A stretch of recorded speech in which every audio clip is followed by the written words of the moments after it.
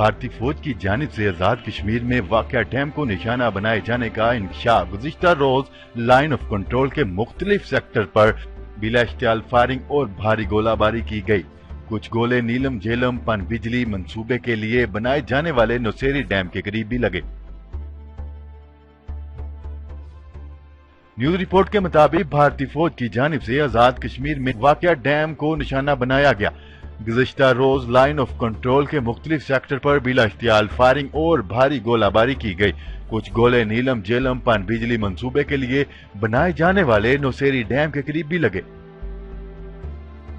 تفصیلات کے مطابق بھارتی فوج کی جانب سے گزشتہ روز آزاد کشمیر کے شہری علاقے پر کی جانے والی شدید گولہ باری کے دوران نوسیری ڈیم کو نشانہ بنایا جانے کا انکشاف ہوا ہے۔ برطانوی خبرساں ادارے BBC اردو کی جانب سے دعویٰ کیا گیا ہے کہ گزشتہ روز بھارتی فوج کی جانب سے کی گئی اشتعال انگیزی کے دوران کچھ گولے نیلم جھیلم پن بجلی کے منصوبے کے لیے بنائے جانے والے نوسیری ڈیم کے قریب بھی آ کر گرے۔ تاہم ڈیم کو کوئی نقصان نہیں پہنچا، جبکہ نیلم جھیلم پن بجلی منصوبے پر تعینات چین کی کمپنی کے اہلکاروں کو گزشتہ روز ہی دوسرے مقام پر منتقل کر دیا گیا۔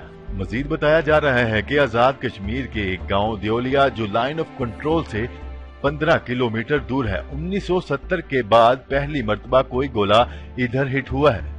اس سے قبل کبھی بھی بھارتی فوج نے اس علاقے کو ہٹ نہیں کیا۔ بتایا جا رہا ہے کہ منگل کے روز بھارتی فوج نے بڑے اور چھوٹے ہتھیاروں سے کئی گھنٹے تک فائرنگ کی، جس کے نتیجے میں 7 افراد اور 12 سے زائد مکانات کو نقصان پہنچا ہے اور 2 افراد شہید ہو گئے ہیں، جبکہ پاک فوج کی جوابی کارروائی میں بھارت کے 3 جوان جہنم واصل کر دیے گئے تھے۔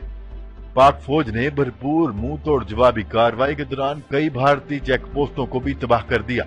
اس حوالے سے ترجمان پاک فوج نے بیان جاری کرتے ہوئے کہا تھا کہ line of control per cease fire کی خلاف ورزیوں کا لازمی اور بھرپور جواب دیا جائے گا۔ جی تو ناظرین، اب تک کے لیے اتنا ہی۔ مزید خبریں لے کر بہت جلد آپ کی خدمت میں حاضر ہوں گے۔ تب تک کے لیے اپنا خیال رکھیے گا۔ اللہ نگہبان۔